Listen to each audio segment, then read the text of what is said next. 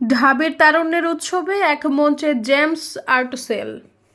ঢাকা বিশ্ববিদ্যালয়ের কেন্দ্রীয় খেলার মাঠে 11 ফেব্রুয়ারি থেকে শুরু হয়েছে 3 দিনব্যাপী তারুণ্যের উৎসব। এসো দেশ বদলাই পৃথিবী বদলাই প্রতিপাদ্য নিয়ে নতুন বাংলাদেশ গড়ার লক্ষ্যে ঢাকা বিশ্ববিদ্যালয় এবং যুব ও ক্রীড়া মন্ত্রণালয় যৌথভাবে এই উৎসব আয়োজন করেছে।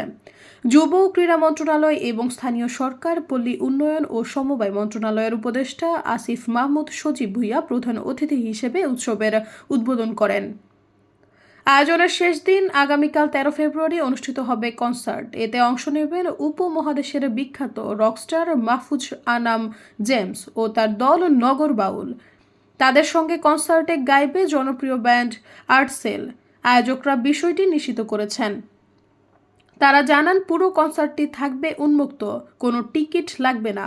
ঢাবির কেন্দ্রীয় খেলার মাঠে কনসার্টটি অনুষ্ঠিত হবে সন্ধ্যার পর থেকে। 6:30টায় মঞ্চে আসবেন শিল্পীরা, চলবে মধ্যরাত পর্যন্ত।